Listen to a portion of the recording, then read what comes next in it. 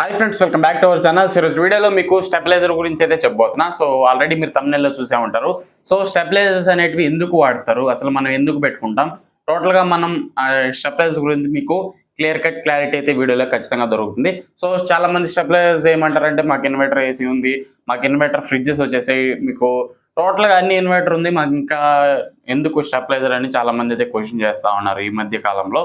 So stabiliser అనేది mainly design చేసింది ఎందుకు, స్టెప్ డౌన్ అదే వోల్టేజ్ని మనం ప్రొటెక్ట్ చేసుకోవడానికి.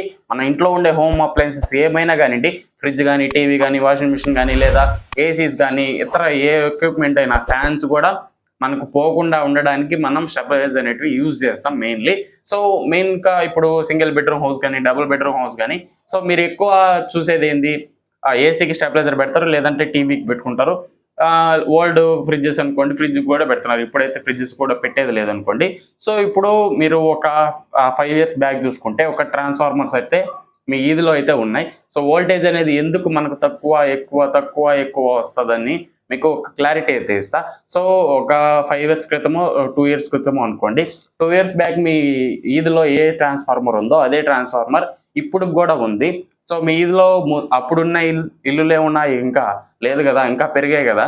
సో ఈది పెరిగింది, ఇల్లులు పెరిగాయి, మనం వాడే ఎక్విప్మెంట్ పెరిగింది. అప్పుడు ఏసీస్ అనేవి ఎవరికి లేవు, ఇప్పుడు ఇంటికి 2 ఏసీలు, ఇంటికి ఒక ఏసీ, మినిమంగా ఒక ఏసీ అనేది ఖచ్చితంగా ఉంది. సో ఎంత డెవలప్ అయింది. సో అదే ట్రాన్స్ఫార్మర్ మనకు అన్ని ఇంటికి సరిపడా లోడ్ని ప్రొవైడ్ చేయగలదా, చేయలేదు. సో అందుకే కొంతమంది ఏరియాస్లో ఇప్పటికీ కూడా సో ఏసీస్ రన్ అవ్వకుండా ఆగిపోతున్నాయి. ఎందుకంటే పవర్ వోల్టేజ్ అనేది లో వోల్టేజ్, ఎందుకంటే ఆ ట్రాన్స్ఫార్మర్ అనేది అక్కడే చిన్న ట్రాన్స్ఫార్మరే ఉంది కాబట్టి ఇంకా మన ఏసీస్ అనేటివి రన్ అవ్వట్లే. ఇప్పుడు చాలా మంది ఏసీస్ కొంటా ఉన్నారు కాబట్టి ఇప్పుడు పెట్టుకున్న వాళ్ళకి కూడా స్టెబిలైజర్ లేకపోతే అవి రన్ అవ్వట్లే, ఆగిపోతున్నాయి.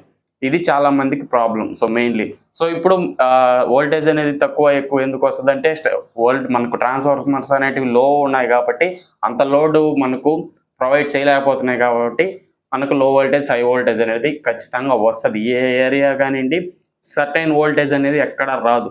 సో అప్ అండ్ డౌన్గా జరుగుతూనే ఉంటుంది.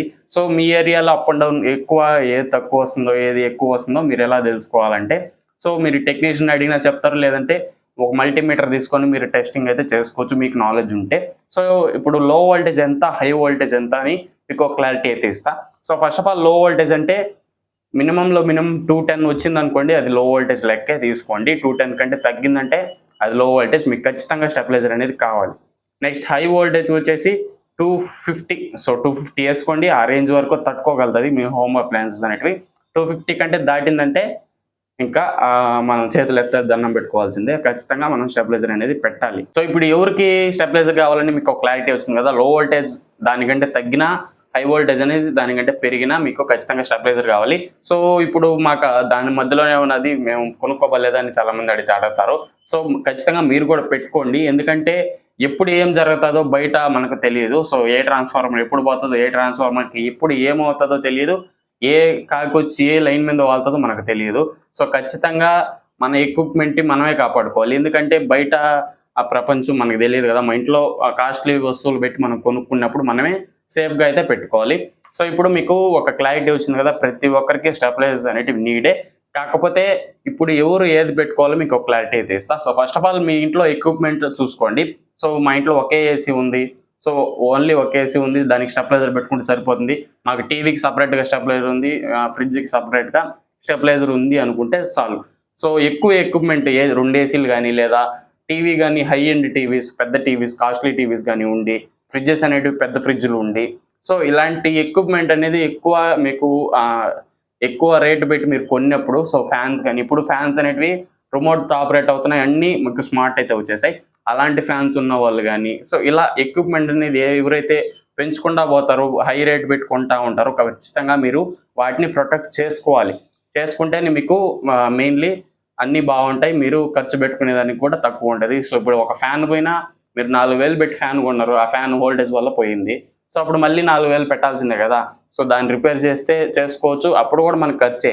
అదే వోల్టేజ్ స్టెబిలైజర్, ఏదైనా స్టెబిలైజర్ ఉంటే దాన్ని కాపాడుతుంది కదా ఎప్పుడైనా వోల్టేజ్ ఫ్లక్చువేషన్స్ వచ్చినప్పుడు. ఇది ఒకటి మైండ్లో అయితే పెట్టుకోండి. సో ఇప్పుడు ఏ టైప్స్ మనకు స్టెబిలైజర్స్ ఉన్నాయని మీకు ఒక క్లారిటీ అయితే ఇస్తా. సో స్టెబిలైజర్స్కి వచ్చేసరికి మీకు ఒకప్పుడు ఒక 2 years బ్యాక్ మీకు టీవీకి స్టెబిలైజర్ పెట్టేవాళ్ళు. సో ఒక పిన్నులు చాలా పిన్నులు దొప్పుకొని టీవీకి స్టెబిలైజర్ పెట్టేవాళ్ళు. అండ్ అలాగే ఫ్రిడ్జ్ మీద కూడా స్టెబిలైజర్ పెట్టేవాళ్ళు రౌండ్‌గా. అవి వచ్చేసి నార్మల్ స్టెబిలైజర్స్. సో అవి ఎక్కువ హై వోల్టేజ్ గానీ, లో వోల్టేజ్ గానీ ఎక్కువ రేంజ్‌ని అవి కంట్రోల్ చేయలేవు. సో అది మనకు ఔట్‌డేటెడ్ అయిపోయింది. ఇప్పుడు ఎవరు వాడట్లేదు. సో ఏసీకి అయితే వాడుతున్నారు. ఇన్వర్టర్ మోడల్స్ ఏసీస్‌కి వాడుకోవచ్చు. మనకు పెద్ద ప్రాబ్లమ్ అయితే కాదు. నార్మల్ స్టెబిలైజర్స్ అనేటివి. వాటి గురించి పక్కన పెడితే అవి 2000కో లేదా 2300కో ఆ ప్రైస్‌కి మీకు వచ్చేస్తాయి వోల్టేజ్ స్టెబిలైజర్స్ అనేటివి నార్మల్‌వి. నెక్స్ట్ వచ్చేసి దాన్ని తప్పిస్తే మీకు బూస్టర్ స్టెబిలైజర్స్ అయితే ఉంటాయి. సో ఇప్పుడు నేను చెప్పాను కదా, ఒక్కొక్క ఏరియాలో 200 కంటే బిలో వోల్టేజ్ వచ్చి ఏసీ రన్ అవ్వలేకుండా పోతా ఉంటదని చెప్పాను కదా. సో ఎప్పుడైతే మన ఏసీ అనేది రన్ అవ్వలేకపోతుంది ఆ బయట నుంచి వచ్చే వోల్టేజ్‌కి అనుకున్నప్పుడు మీరు బూస్టర్ స్టెబిలైజర్‌కి అయితే వెళ్తే అప్పుడు మీ ఏసీ అనేది ఖచ్చితంగా రన్ అవుతుంది. సో ఒక ఏరియాలో ఒక సింగిల్ ఫేజ్ ట్రాన్స్‌ఫార్మర్ ఉండి ఆ ఏసీ అనేది రన్ అవ్వలేకపోతుంది అంటే మీరు ఖచ్చితంగా బూస్టర్ స్టెబిలైజర్ పెట్టుకుంటే అది 4000 పైనే ఉంటది. 5000 కూడా ఉండే ఛాన్సెస్ అయితే ఉంటాయి. ఆ బూస్టర్ స్టెబిలైజర్ పెట్టుకున్నారనుకోండి, మీ ఏసీ అనేది ఏకదమ్‌గా మీకు ఎటువంటి ప్రాబ్లమ్ లేకుండా రన్ అవుతుంది. ఎందుకంటే బూస్టర్ స్టెబిలైజర్ వర్కింగ్ ప్రాసెస్ ఏందంటే మీకు లో వోల్టేజ్ వచ్చినా, హై వోల్టేజ్ వచ్చినా అది లో వోల్టేజ్ వస్తే స్టెప్ అప్ చేసి సర్టెన్ బూస్ట్ చేసి వోల్టేజ్‌ని అనేది సర్టెన్ డిగ్రీస్ మీకు ఎంత వోల్టేజ్ కావాలో మీ ఏసీకి అంత వోల్టేజ్ అయితే ప్రొవైడ్ చేస్తది. సో అదే హై వోల్టేజ్ వచ్చిందనుకోండి, అది కంట్రోల్ చేసేసి మినిమమ్ వోల్టేజ్‌కి తీసుకొనైతే వచ్చి మీకు ఏసీ పర్ఫెక్ట్‌గా రన్ అయ్యేటట్టు అయితే చేస్తది. అది బూస్టర్ స్టెబిలైజర్‌కి ఉన్న అడ్వాంటేజ్. సో అందుకే ఇప్పుడు ఎవరు నార్మల్ మీకు మంచి ట్రాన్స్‌ఫార్మర్ ఉండి మంచి పవర్ వచ్చినా కూడా మీకు బూస్టర్ స్టెబిలైజర్స్ అయితే పెట్టుకుంటా ఉన్నారు. ఎందుకంటే ఒకవేళ మనకు మన టైం బాలేక లో వోల్టేజ్ వచ్చేసిందనుకోండి, మరి అది బూస్ట్ చేసి మనకు రన్ అయ్యేదానికి ఛాన్సెస్ అయితే ఉంటాయి. ఇప్పుడు నార్మల్ స్టెబిలైజర్ ఏం చేస్తుందంటే మరీ లో వోల్టేజ్ వస్తే కట్ ఆఫ్ చేస్తుంది ఏసీ అనేది. ఇదనుకోండి కట్ ఆఫ్ చేయదు, ఏం చేయదు. మీరు ఎంత లో వోల్టేజ్ వచ్చినా, ఎంత హై వోల్టేజ్ వచ్చినా అది సర్టెన్‌గా మీకు ఏసీ రన్ అయ్యేటట్టే స్టెబిలైజ్ చేసి వోల్టేజ్ అనేది పెట్టుకొని అయితే ఉంటుంది. నెక్స్ట్ ఇవన్నీ పక్కన పెట్టేస్తే ఏసీకి మీకు నార్మల్ స్టెబిలైజర్‌కి ఒక క్లారిటీ అయితే వచ్చింది కదా. నెక్స్ట్ వచ్చేసి నేను ఇంతకు ముందు చెప్పినట్టు 3 బెడ్‌రూమ్ హౌసెస్ గానీ లేదా డబుల్ బెడ్‌రూమ్ హౌసెస్ గానీ సో ఎక్విప్‌మెంట్ అనేది ఎక్కువ ఉంటది. మీరు మొత్తం BLDC ఫ్యాన్స్ యూజ్ చేసి ఒక్కొక్క రూమ్‌లో ఒక్కొక్క ఏసీ పెట్టుకొని ఫ్రిడ్జెస్ అనేటివి హై ఎండ్ ఉండి, సో టీవీస్ అనేటివి హై ఎండ్ ఉండి, ఒక్కొక్క బెడ్‌రూమ్‌లో ఒక్కొక్క టీవీ ఉండి మీ ఎక్విప్‌మెంట్ అనేది ఎంత చూసుకున్నా మీరు మొత్తం స్మార్ట్‌గా అయితే ఉన్నారు. సో ఖచ్చితంగా ఫ్యాన్స్ కాస్ట్‌లీయే, ఫ్రిడ్జెస్ కాస్ట్‌లీయే, టీవీ కాస్ట్‌లీయే అండ్ అలాగే ఏసీ కూడా కాస్ట్‌లీదే యూజ్ చేస్తున్నారు. అప్పుడు ప్రతి దానికి మీరు స్టెబిలైజర్ పెట్టుకునేదానికంటే మీరు మొత్తం ఇంటికంతా స్టెబిలైజర్ పెట్టుకుంటే అది ఇంకా బెటర్ కదా. సో అదే మీకు మెయిన్ లైన్ స్టెబిలైజర్ అయితే అంటారు. సో మెయిన్ లైన్ ఏదైతే మీ మీటర్‌కి పవర్ వస్తుందో ఆ పవర్‌ని కట్ చేసి ఆ మిడిల్‌లో మనం స్టెబిలైజర్ పెట్టి దాని నుంచి మనం అవుట్‌పుట్ అయితే తీసుకుంటాం. అదే మీకు మెయిన్ లైన్ స్టెబిలైజర్. సో అప్పుడు మీకు ఇంటి మొత్తానికి ఒక స్టెబిలైజర్ అయితే ఉంటది. సో వీలైనంత వరకు మీరు ఒక డబుల్ బెడ్‌రూమ్ గానీ, త్రిబుల్ బెడ్‌రూమ్ హౌసెస్ కానీ ఉండేవాళ్ళు అయితే ఖచ్చితంగా మీరు మెయిన్ లైన్ స్టెబిలైజర్ అయితే పెట్టుకోండి. సో అప్పుడు మీరు ఏసీకి పెట్టాల్సిన అవసరం లే, ఇతర టీవీకి పెట్టాల్సిన అవసరం లేదు, లేదా ఫ్రిడ్జ్‌కి పెట్టాల్సిన అవసరం లేదు. సో ఒక 10,000 మీది కాదు అనుకుంటే మంచి స్టెబిలైజర్ అయితే మీకు మెయిన్ లైన్ స్టెబిలైజర్ అయితే వచ్చేస్తది. సో ఖచ్చితంగా మీరు అంత ఖర్చు పెట్టి మీరు ఇల్లు పెట్టుకున్నప్పుడు కొత్త హౌస్ మీరు ఇప్పుడు కట్టుకుంటున్నా ఆర్ న్యూ హౌస్ బిల్డింగ్ చేసుకుంటున్నా మీరు ఖచ్చితంగా మెయిన్ లైన్ స్టెబిలైజర్ అనేది పెట్టుకోండి మినిమమ్‌గా. సో ఈ మెయిన్ లైన్ స్టెబిలైజర్ ఏం చేస్తుందంటే సో బూస్టర్ స్టెబిలైజర్ ఎలా పనిచేస్తుందో ఇది కూడా అలానే పనిచేస్తా ఉంటది. సో అది పెద్ద యూనిట్ లాగా ఉంటది. మీరు మంచిగా అరేంజ్ చేసుకొని సో ఒక ఇన్వెస్ట్‌మెంట్ లాగా మీరు తీసుకొని చేసుకుంటే మీ ఇంటి మొత్తానికి అది ప్రొటెక్టెడ్‌గా ఉంటది. నీట్‌గా కూడా మీ వైరింగ్‌కి కూడా ఎటువంటి డ్యామేజ్ లేకుండా మీకు లైఫ్ అనేది ఎక్కువ వస్తది. సో మెయిన్ లైన్ స్టెబిలైజర్ వల్ల చాలా అడ్వాంటేజెసే ఉంటాయి కాబట్టి మీరు ఖచ్చితంగా ఎవరన్నా కొత్త హౌస్ కట్టుతున్నా లేదా మీ ఇంట్లో ఎక్కువ ఇప్పుడు అన్ని స్మార్ట్ వచ్చేసి అలెక్సా వాడుతున్నారు, గూగుల్ అసిస్టెంట్ వాడుతున్నారు, అన్నీ వైఫైతో రన్ అవుతా ఉన్నాయి. ఆఖరికి వాషింగ్ మిషన్ కూడా మీకు వైఫైతో రన్ అవుతుంది. స్మార్ట్ యాప్‌తో మీకు కంట్రోల్ అయితే చేస్తున్నారు కాబట్టి అట్లాంటి ఎక్విప్‌మెంట్ మీరు ఫ్యూచర్‌లో అప్‌గ్రేడ్ అయితే ఖచ్చితంగా అవుతారు. ఇప్పుడు 26,000 పెట్టి మీరు నార్మల్ వాషింగ్ మిషన్ తీసుకొని సో ఒక 2,000కి మీరు వైఫై మోడల్‌కి పోకుండా అయితే ఉండరు. ఖచ్చితంగా అందరి ఇళ్లలో వైఫైస్ అయితే ఉన్నాయి కాబట్టి మీరు ఒక ఇన్వెస్ట్‌మెంట్ లాగా తీసుకొని మెయిన్ లైన్ స్టెబిలైజర్స్ అనేటివి పెట్టుకోండి.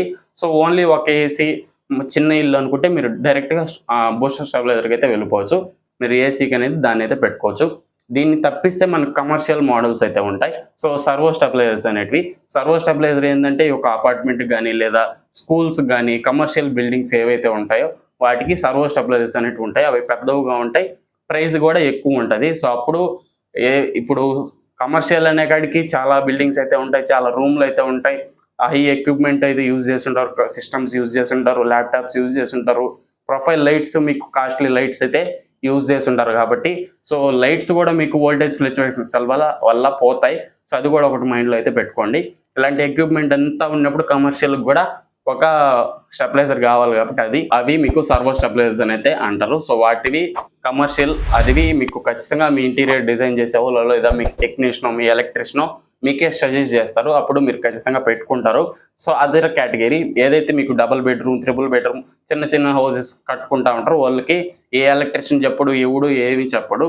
సో మీ ఇంట్రెస్ట్ని బట్టి మీరు పెట్టుకోవాలి. ఖచ్చితంగా అడిగితే వాళ్ళు సజెస్ట్ చేస్తారు, అంతేగాని మీకు నార్మల్గా ఇల్లు కట్టి మీరు ఎక్విప్మెంట్ ఎప్పుడు కొంటారో తెలియదు. ఫస్ట్ అయితే ఇన్వెస్ట్మెంట్ అయితే పెట్టుకోండి, తర్వాత మీరు ఏ ఎక్విప్మెంట్ పెట్టుకున్నా ఏది పెట్టుకున్నా మీకు బెటర్ అయితే ఉంటుంది. సో ఒక క్లారిటీ అయితే వచ్చింది కదా, నార్మల్ స్టెబిలైజర్ అంటే ఏంది, బూస్టర్ స్టెబిలైజర్ అంటే ఏంది, బూస్టర్ స్టెబిలైజర్ ఎవరు పెట్టుకుంటారు, అండ్ అలాగే మెయిన్ లైన్ స్టెబిలైజర్స్ ఎవరు పెట్టుకుంటారు, అండ్ అలాగే సర్వో స్టెబిలైజర్స్ అనేవి ఎవరు పెట్టుకుంటారు.